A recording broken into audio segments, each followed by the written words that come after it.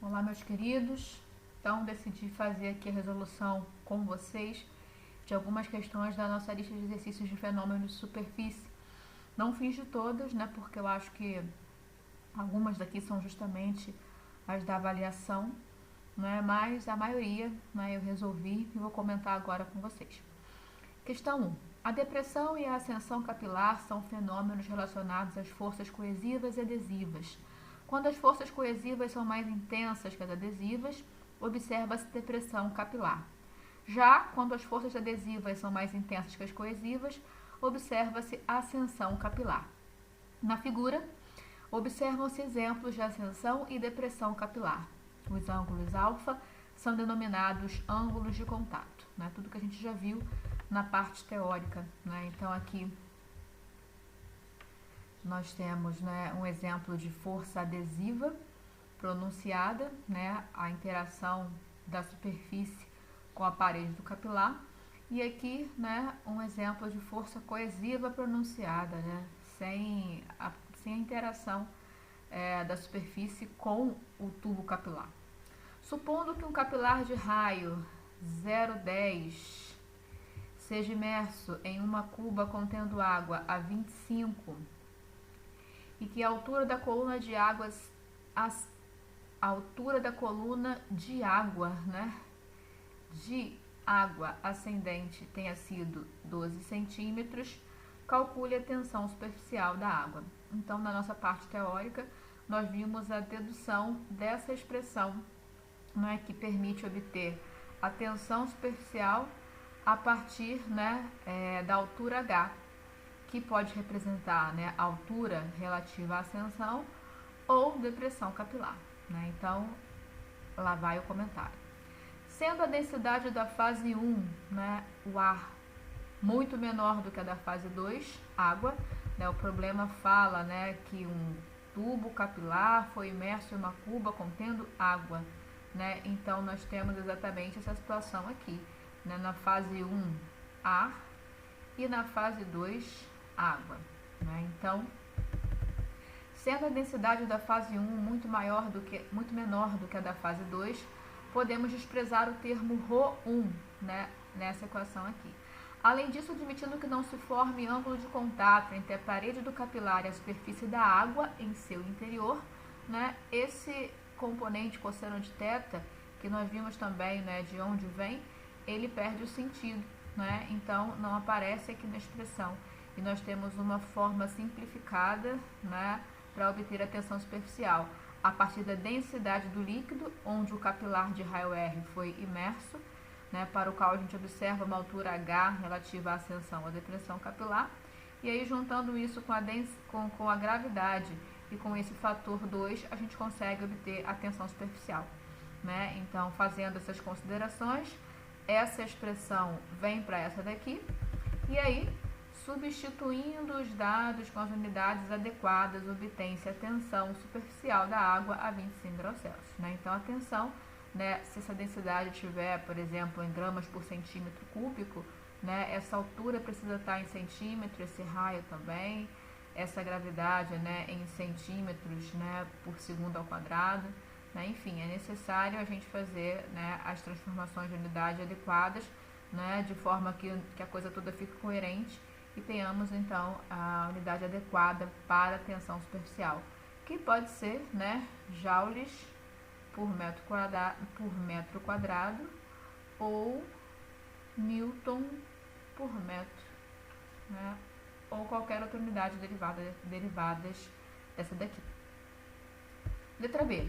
Caso proceda-se a imersão de um capilar de raio igual a 0,50 centímetros, então 5 vezes mais largo do que o capilar da letra A água ascenderá mais ou menos? Justifique, né? Então, como eu falei com vocês, a nossa abordagem aqui é uma abordagem clássica, então as nossas justificativas, as nossas conclusões se dão a partir das equações que advêm da aplicação da termodinâmica clássica aos fenômenos, né? Então, a nossa justificativa vai se dar em função do que aparece por meio das contas, né? Então, rearranjando a expressão utilizada para a obtenção da tensão superficial, né, rearranjando para expressar a altura, né, podemos concluir que quanto maior o raio do capilar, menor a ascensão capilar, né? Então, quanto mais largo, menor, né, esse valor de H. E assim a gente termina a questão 1. Questão 2 não fiz. Questão 3 eu fiz, né? Acho que eu fui pulando uma sim e uma não. Determine a força necessária para retirar um anel de arame muito fino de 25 milímetros de diâmetro da superfície da água. Faça uma representação esquemática da situação. A tensão superficial da água vale 0,073 newtons por metro. Né? Então, o problema quando fala que é arame muito fino, né, é justamente para que a gente possa desprezar o peso dessa estrutura aqui. Né? Quando fizemos a dedução dessa equação, né, eu mostrei para vocês, né, o passo onde a gente negligenciou, né, a gente não considerou o peso da estrutura. Né? Então, se essa estrutura é muito fininha, feita de um arame muito fino, realmente o peso é desprezível e o balanço de forças conduz a essa expressão aqui, né, que nós já temos ela pronta na parte teórica. Então, rearranjando a equação anterior, né, já que a pergunta é justamente a força e não a tensão, né, então rearranjando, nós temos que força é 4πr gama, substituindo o raio e a tensão, né, com as unidades adequadas, obtém-se a força necessária. Né? Então, a nossa tensão está em newtons por metro, nosso diâmetro em milímetros, e é necessário fazer, né, a conversão das unidades para que a força saia na unidade certa, né, newtons. A4 eu não pulei, porque eu não tinha feito nenhuma do tipo, né? Então, vamos lá. A dissorção de butano sobre óxido de nióbio em pó foi estudada a 0 graus Celsius. Os valores de butano, medidos em CNTP, né, adsorvidos por grama do sólido, foram, né, esses são os volumes de gás adsorvido, medidos em CNTP, correspondentes a essas pressões de equilíbrio que foram medidas. Né? Então, como é que é a situação? Nós temos aqui o nosso recipiente, nós temos então o sólido, é feita a adição do gás, né? Esse sistema permite a medição da pressão, e aí após a adição, né, registrando a pressão, é possível verificar o momento onde ela para de mudar, né? Essa é a pressão de equilíbrio, né? E aí a quantidade adsorvida no sólido pode ser depois obtida, e aí a gente consegue relacionar, né, o volume adsorvido com a pressão de equilíbrio obtida, certo? Admitindo o modelo de adsorção de Langmuir, calcule a fração da superfície coberta e faça uma estimativa da área superficial a 10 kPa. Né? Então, como é que eu resolvi isso? Primeira coisa, né, se é para admitir, né, modelo de Langmuir, né, a gente pega lá na parte teórica a equação já linearizada, onde nós temos a relação entre a pressão de equilíbrio observada e o volume adsorvido. Né? Essa equação é uma equação linear. Vejam, né? O x ele varia independentemente, né? A gente adiciona o gás e a pressão, né, chega em qualquer valor, porém, né, associado a esse valor de pressão existe um valor de volume absorvido. Logo, esse volume é dependente da pressão. Né? 1 sobre pressão pode ser compreendido como x, variável independente, e 1 sobre volume pode ser compreendido como y, variável dependente. Notem, né, se a temperatura está constante, nesse caso o problema fala que é 0 graus Celsius, com temperatura constante nós temos a constante de equilíbrio e adsorção como um valor constante também. E no modelo de Langmuir, né, a quantidade máxima que pode ser adsorvida representa, né, corresponde, né, ao volume de uma monocamada, né, de modo que esse valor aqui depende apenas da massa. Se em todos os experimentos, né, nós trabalhamos com 1 grama de sólido, nós temos nesse ponto 1, 2, 3, 4 e 5, nesses 5 experimentos, a mesma massa, né, de sólido, logo o mesmo volume de monocamada, mesmo volume máximo que pode ser absorvido, de modo que V da monocamada também é um valor constante. Né? Então, na frente do nosso x existe uma constante, né, e esse 1 sobre V também é uma constante, né, colocando aqui com a notação comum das equações de reta, né, nós temos y igual a x mais b. Né? Então, a partir dessa equação aqui, né, a partir desses dados e dessa equação, nós vemos que, né, o inverso da pressão, né, no caso, com as unidades aqui que nós temos, né, valores que são representados em inverso de quilopascal, representam os valores de x nessa equação linearizada, e o inverso do volume, nas unidades que foram dadas, né, centímetros cúbicos por grama a menos 1, o inverso do volume correspondendo aos valores de y, né, e aqui estão os valores, eu fiz no Excel. Peguei 1 sobre pressão e 1 sobre volume. Tomando o gráfico correspondente à tabela acima, a partir da equação de ajuste fornecida, podemos obter 1 sobre kV, né, o próprio coeficiente angular. Vejam, 1 sobre kV é o coeficiente angular dessa forma linearizada da equação de Langmuir. E 1 sobre V a partir do coeficiente linear.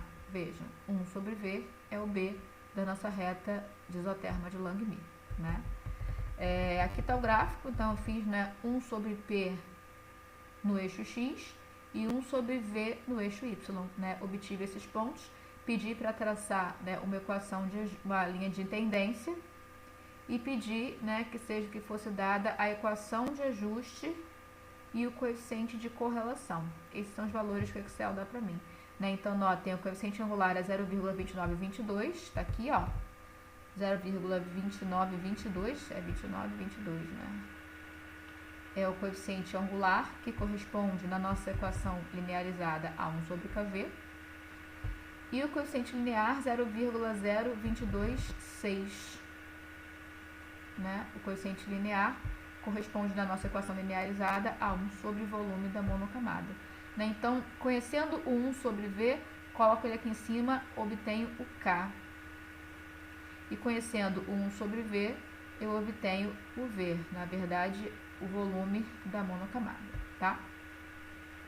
Então, para resolver a letra A, né, a letra A pede a fração da superfície coberta a 10 kPa. Né? Então, a partir da constante de equilíbrio de adsorção, né, K, a 0 graus Celsius, podemos obter a fração da superfície coberta, θ, a 10 kPa. Né? Essa aqui é a equação, né, de partida para obtenção do modelo de Langmuir, né? Ele escreve lá o processo de adsorção em equilíbrio e define uma constante de equilíbrio para isso, né? Em função da fração recoberta e da pressão observada para o equilíbrio. Então, se eu determinei o K a partir do gráfico, se a pressão de equilíbrio solicitada é 10 kPa, né, basta isolar e obter o valor de θ. Esse valor de θ não tem unidade, né? É uma porcentagem, né, a fração de sítios ocupados em relação à quantidade total de sítios. Então, esse θ não tem unidade. Para esse θ não ter unidade, eu tenho que estar com isso aqui tudo ajustado, né? Então, se θ não tem unidade, ou menos θ não tem, logo o nosso K tem unidade correspondente ao inverso de pressão, né? Vejam aqui, K é igual a 1 sobre P e um termo que não tem unidade. Então, o nosso K está em unidade quilopascal a menos 1, tá? Letra B. A partir do volume de monocamada, né, que foi obtido em CNTPs. Por que foi obtido em CNTPs? Né? Porque, notem, esses dados aqui, eles são os volumes absorvidos em CNTP. Né? Então, após o processo ocorrer, esse sólido aqui foi tirado do sistema, né, e aí ele foi aquecido, o gás correspondente, né, foi levado a estar nas condições normais de temperatura e pressão. Então, volume nós sabemos, né, tem relação com pressão e temperatura. Né? Logo, esses volumes aqui, né, eles estão relacionados às CNTPs, conforme diz o problema.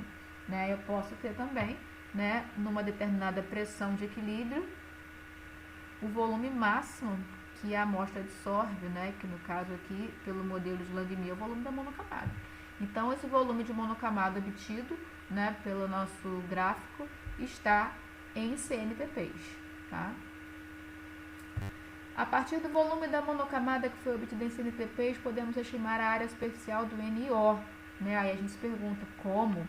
Para isso, podemos admitir que um dado número de moléculas de butano se adsorvam na amostra de 1 grama de NiO, ocupando exatamente o volume V mono. Foi o que eu escrevi aqui. Né? Nada me impede em tese de obter esse dado, né? Esse volume de monocamada está associado a uma pressão E esse volume de monocamada é justamente um volume correspondente às moléculas de butano que foram absorvidas, né? Então, esse volume da monocamada, esse volume máximo, corresponde a um volume de butano, nesse caso. Então, admitindo que um dado número de moléculas de butano se absorvam, né, ocupando exatamente o volume da monocamada, nós podemos, né, a partir desse volume da monocamada obtido em CNTPs, obter, né, o número de moléculas e, conhecendo a área efetiva das moléculas, fazer uma estimativa da área superficial. Né? Então, com mais detalhes, né, o volume da monocamada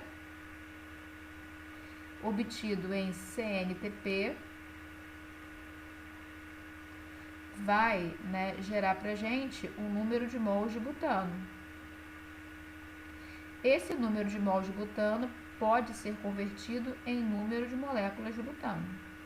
Então, o que a gente está dizendo, né? Que esse volume máximo, que é o volume da monocamada, corresponde a uma certa quantidade de moléculas de butano. Se eu sei a área de cada molécula, eu posso saber, então, a área total que essas moléculas cobrem, né? E fazer uma estimativa, então, da área superficial da amostra de 1 grama de NiO. Ok? Questão 5 já foi mandada, né, como exercício resolvido. Questão 6 eu não fiz, é justamente uma das questões da avaliação. Questão 7 eu fiz, né? Então vamos ver o enunciado. Uma monocamada de moléculas de CO foi adsorvida na superfície de 1 grama de sólido a 77 kelvins. Após aquecimento do sistema, o monóxido de carbono ocupou 4,25 cm³ a 0 graus Celsius e 1 bar. Faça uma estimativa da área superficial do sólido, indicando todas as aproximações realizadas. Dado a área efetiva de uma molécula de CO, 0,164 nanômetros ao quadrado. Né? Então, aqui eu fiz a representação, né, da situação. Né? Então, nós temos aqui um sistema fechado, onde 1 grama de sólido, né, foi colocado, e aí o CO foi injetado no sistema e o sistema foi mantido a 77 Kelvin. Né? O que aconteceu, né, ao longo do tempo? Está aqui o sólido, né, moléculas de CO vão se absorver até que o equilíbrio se estabelece. Né? Então, nós temos aquela situação CO mais o sólido gerando, né, o complexo, né, o CO absorvido à superfície, e quando a situação reversível é estabelecida, a representação do processo é essa daqui. Né? Então, para essa situação, a gente pode aplicar vários modelos. Né?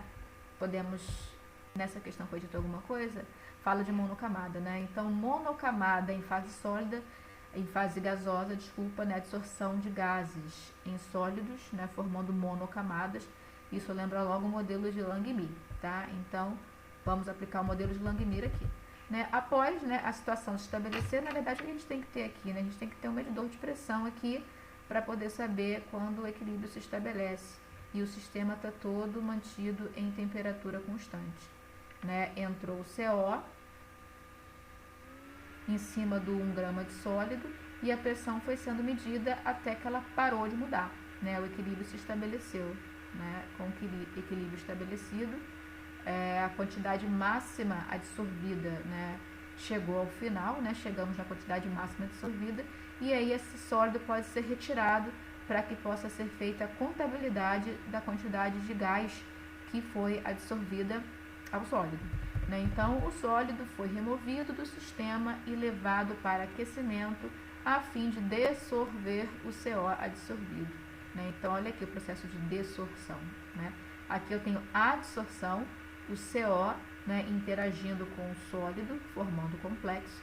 E aqui, no processo inverso, eu tenho a dessorção, né, o CO sendo eliminado, né, da superfície sólida, digamos assim. E aí o problema fala que o CO dessorvido num recipiente de 4,25 cm³ mantido a 0 graus Celsius exerceu pressão de 1 atm. Essa parte é bem interessante, é bem necessária para a gente compreender. Então, vamos voltar ao enunciado. Ó. Uma monocamada de moléculas de CO foi adsorvida. Após aquecimento do sistema, o monóxido ocupou 4,25 ml a 0 graus Celsius e 1 bar. Tá? Então, foi exatamente como eu tentei desenhar aqui. né? O sólido foi... falta desenhar o sólido aqui, né? O sólido está aqui, e aí eu aqueci, e aí eu liberei o gás, né? E esse gás num recipiente de 4,25 ml,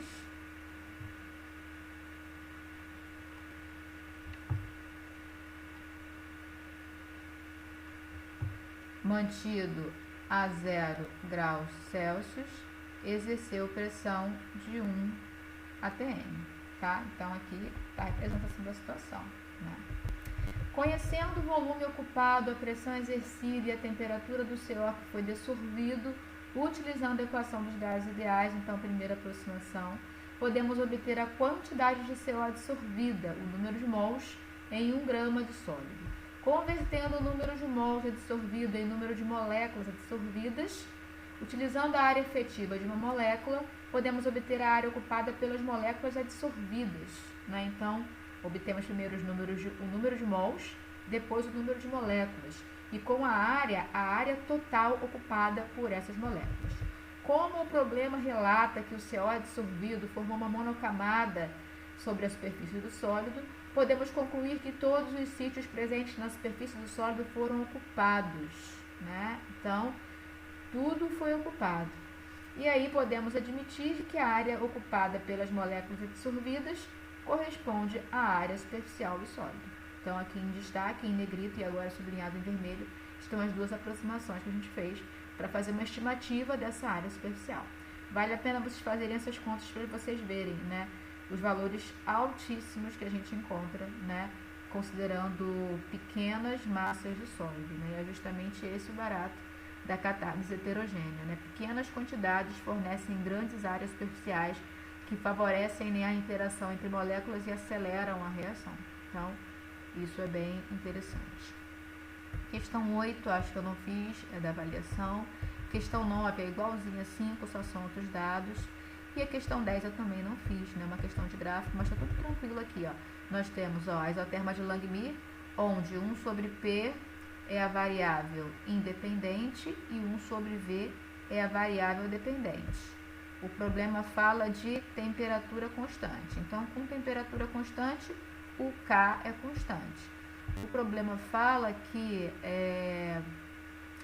aqui fala, né, a absorção de amônia sobre o fluoreto de bário. Os dados estão em centímetros cúbicos, né? Geralmente é centímetro cúbico por grama, né, para indicar que esses volumes todos, né, foram absorvidos na mesma massa, né? Certamente eu esqueci de colocar isso por grama aqui, né, de modo que esse volume de monocamada é constante, né, porque a massa de sólido analisado é constante. Então, no modelo de Langmuir, a gente tem aqui os valores de x e de y, vamos obter coeficiente angular e linear, equação de ajuste e o principal, né, coeficiente de correlação, porque a questão pede para determinar se a distorção obedece isoterma de Langmuir ou Bethe, né? Então, para a gente concluir isso, a gente vai concluir a partir do coeficiente de correlação, né? Onde os dados melhor se ajustarem, né, a gente vai concluir que é aquele modelo, né, que a isoterma, que a distorção segue aquele modelo de isoterma de distorção. Então, da mesma forma, para o modelo de Bethe, nós temos aqui, ó, a pressão como variável independente e esse termo aqui relacionado ao inverso do volume como variável dependente. Notem, com temperatura constante, K é constante, a pressão de vapor é constante, com massa constante, o volume de monocamada é constante. Então, tudo isso aqui é um valor constante, da mesma forma isso daqui, né? Então, nós vamos fazer, né, para o modelo de Langmuir o gráfico e obter o coeficiente de correlação. Para o modelo de Bethe, o gráfico e obter o coeficiente de correlação.